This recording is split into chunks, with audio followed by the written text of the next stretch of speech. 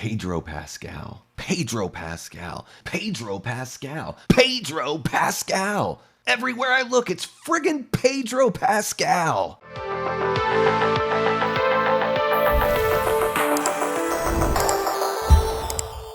Welcome back to the channel, everyone. Davey Deathray here, back with another movie review. This time around, we're taking a look at the latest Marvel entry in the MCU, The Fantastic Four: First Steps, directed by Matt Shakman in what I believe is his feature-length debut as a director, although he has a very lengthy and successful career as a television director, including 43 episodes of one of my favorite shows, It's Always Sunny in Philadelphia.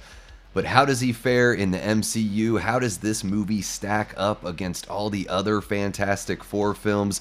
Is it better than Superman? Let's get into it. Now we're going to shake things up a little bit here, guys, because normally I just do a standard non-spoiler review and leave it at that, but there are times when I've got more to say and I really just don't want to get into that spoiler stuff. I also don't think it really necessitates recording a whole separate video just for spoilers. So you're going to get all the non-spoiler thoughts. I'm going to be very careful about that. Then at the end of the review, I will have a separate section for spoilers, and I will give you guys a warning before we get there. Real quick before we get going, please like, subscribe, share, and leave a comment. Let me know your thoughts on the Fantastic Four: First Steps down below. Alright, so kicking it off with the story here, we've got the Fantastic Four who have been doing their thing for about 4 years. So we get a little bit of a recap on everything that happened to them without having to spend a whole bunch of time on backstory, which I think is pretty cool here. Now, everyone loves them on planet Earth. They are the saviors of the planet. Everything is hunky-dory. Everything is going great. However, the Silver Surfer shows up as the herald for Galactus, who threatens to eat the entire planet, and the Fantastic Four have to figure out how they're going to save everyone. And that's as much of the story as I want to give away right here in the non-spoiler part of the review. And I think the story works pretty well here. You know, I think one thing that is a little unfortunate is Galactus is a real big bad. It might have been nice to hold off on this kind of character until later on, but I get it. They want to get on to Avengers Doomsday and dealing with all of that, of course. But I kind of feel like, I don't know, where does the Fantastic Four go from here when you put Galactus in the very first film? However, I do think they handle it about as well as you could. I probably could have used a little more of the third act, you know, when we finally get to the grandiose kind of battle time in the movie. And I'm usually complaining about runtimes in films, but this one is like an hour 55 with credits. Honestly, guys, I could have used another like 10 minutes or so in that third act just to build some tension and show the team doing a little bit more. But I think for the most part here, the story is pretty solid. Getting into the direction and cinematography and editing of the film, this movie looks really good. And I guess I'll probably include like production design here because the 1960s mid-century modern aesthetic that they have here is probably my favorite part of the movie. And you know, with Matt Shakman coming over from television, and of course he's done, you know, shows like WandaVision and Game of Thrones, so he's done some shows where they're going for something a little more cinematic, but I think he really steps up his game here. And in the editing, there are, you know, little montages and sections in the movie that kind of feel like, you know, those old educational shorts from the 50s and 60s. You might have no idea what I'm talking about, but I grew up watching Mystery Science Theater 3000. It's my favorite show of all time, and they make fun of a lot of those shorts, so I'm well aware of how that kind of stuff looks, and the way they did the editing in this film, they really brought that to life, and they bring you into that 60s kind of era, and it just sort of wraps around you like a nice blanket, and it feels like home. And as far as the way that the action scenes are shot, those are handled really well also, and you know, the scope and size of Galactus and everything, and just this grandiose nature, I feel like that's pulled off really well. The size and scale of the film is immense and works really well for me. Moving on over to the acting in the film, I was pretty surprised to see that the chemistry is pretty damn awesome here. I mean, they released so many clips of this movie. It felt like, especially in the last month of the marketing, they were like, do you guys like it yet? Do you believe in this movie yet? And I was just like, I wasn't feeling it from the clips and the trailers, but man, it's totally different when you get to watch the entire film. You know, Pedro Pascal, who it seems like he's in every movie now, and I'm just sort of getting tired at the overexposure. Honestly, he plays a pretty good Reed Richards, even though I don't think he necessarily looks the part. He does have, like, you know, he showcases the brains of Reed Richards, but he also has this aw shucks kind of vibe going on as well. And I kind of dug the transatlantic accent as well. So, surprise, surprise, Pedro Pascal worked for me here. I think the standouts for me are Vanessa Kirby and Julia Garner. Now, I could have used more Silver Surfer, I guess, but there's something about Julia Garner and the way she performs. I don't know what it is. Her performances resonate with me, and there's something stoic and kind of sad about the Silver Surfer that I think she pulls off really, really well. Joseph Quinn is really good as Johnny Storm and the Human Torch. He actually has a lot more to do in this movie than I had expected, and I really enjoyed his character and, of course, his chemistry with everyone. And Eben Moss-Bachrach rounds out the main cast as Ben Grimm / The Thing, and he does about as well as you can do when you're being motion captured, but the voice is nice for The Thing.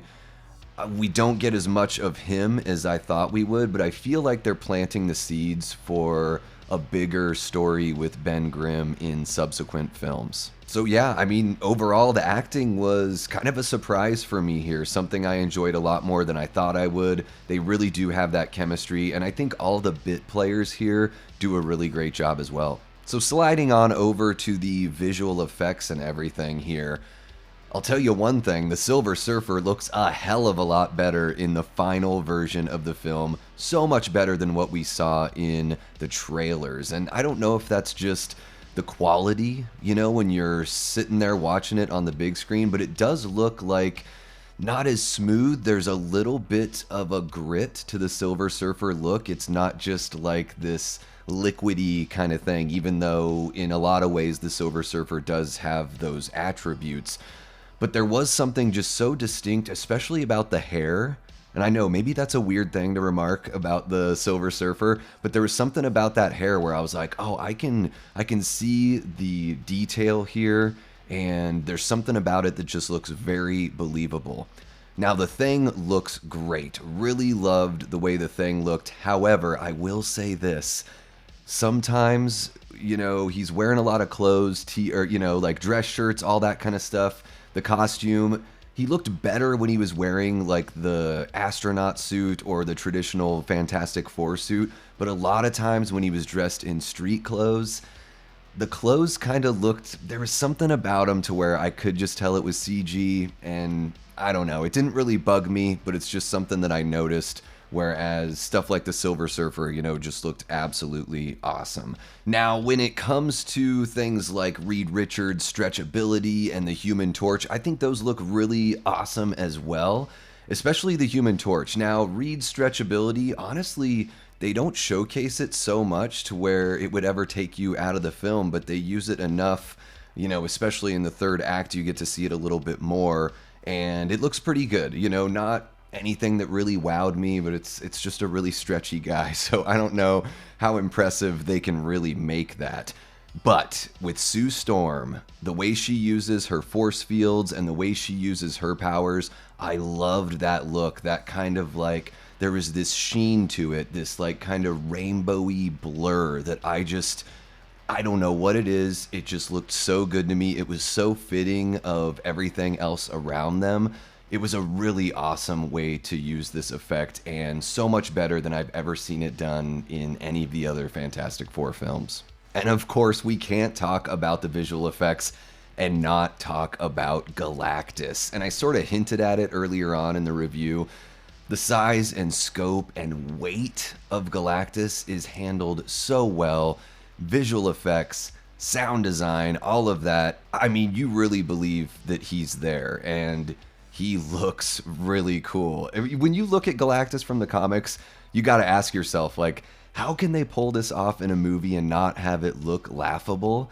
And damn, they did a really good job. So kudos to the VFX team. I don't see any weak spots really, other than Ben Grimm's clothes, but that's such a tiny little nitpick. Overall, it's handled really well here, and the cosmic stuff looks really good as well. So hats off to the VFX team on this one. So jumping on into the sound design and music here. Yeah, sound design department killed it. I mean, the scope of Galactus, say no more. They also do the same thing with Ben Grimm, of course. You know, you get some sound effects and everything like that with the Human Torch as well. And yeah, everything had a believability to it in the sound design department for sure. I really enjoyed that. And I really enjoyed the score from Michael Giacchino, who also scored The Batman with Robert Pattinson. And even though you keep on hearing that familiar Fantastic Four song in all of the marketing, it's not in the movie as much as you would think, and I think it brings a lightheartedness to the film in a lot of moments, and then in the tense moments, the score serves the film really well also. So, man, score here really worked for me. Again, it really captures that kind of 60s feel. Everything about the movie is so consistent and on brand, and it all just coalesces to a product that ultimately I enjoyed a lot more than I thought I would. Okay guys, well, to wrap up my non-spoiler thoughts on the Fantastic Four First Steps, is this the best MCU movie in a really long time? Is it better than Thunderbolts? Is it better than Superman, which I know is a DC movie? I'm just comparing it to Superman because Superman just came out. You know, I don't know. I enjoyed Thunderbolts so much because it hit me on such a personal level. And I don't think Thunderbolts did that for everyone, so it's tough to compare. And as far as comparing it to Superman, I would say they're pretty comparable as far as quality goes. In each movie, I could have used a little more time for different reasons, you know. In Fantastic Four, I wanted more of the third act. In Superman, I wanted a little more Clark Kent and Superman. So I'd say it's right about there. This movie for me is like a 3.5 to 4-star comic book movie experience. And I think as far as what it says for the MCU moving forward, I would say I hope they lean into these kind of stylized movies that have heavy themes, whether it is a theme like mental health, which the Thunderbolts had, or in Fantastic Four, it's a very visually striking theme. And also there's a theme of family as well in the story. So I would say they're on the right path. Let's see what Avengers Doomsday looks like, since there's going to be like 75 actors in that movie. But Fantastic Four First Steps, I think if you enjoy comic book movies, and especially if you enjoy more light-hearted comic book movies, I think you're going to have a fun time with this, and I do recommend you check it out in the theater. But if you're not the biggest comic book movie fan, you can probably wait until this one hits streaming. Alright, now it's time to get into spoilers. So if you don't want anything spoiled from here on out, you might want to click off the video, but before you go, thank you so much for tuning in. I really appreciate you checking out the non-spoiler section. Once you've watched the movie, come on back and check out the spoilers and let me know what you think in the comments down below. Make sure you hit that like button, subscribe if you haven't already, and share the channel with someone who you think would dig this kind of content. And having said that, guys, let's get into the spoilers. So I hinted a little bit at that cosmic stuff in the non-spoiler section, and I didn't want to say too much because I really don't know how much of that's been shown in the trailer, but I guess you figure with Fantastic Four you're gonna see some cosmic stuff. But the visual effects when they go into space and they're using like the light speed and the wormhole to go, you know, bargain with Galactus, that whole sequence, I love the hell out of that. Sue giving birth in the spaceship as they're trying to get away from the Silver Surfer, I thought it was this great mix of a moment we know we're gonna see in the movie and a really awesome driving action sequence. So I thought they handled that beautifully. And I think it's kind of cool that Franklin was born in space. I don't know, there's just something about it. Fantastic Four, I think space, Franklin, born in space, it all makes sense. So I really dug that and love that whole sequence as you're starting to sort of see the cracks form in the Silver Surfer, you know. if you know the comic book character, you know that even though Silver Surfer is paired up with one of the big bads, there is something solemn about the character that he or she feels like they've got this job they really fucking hate.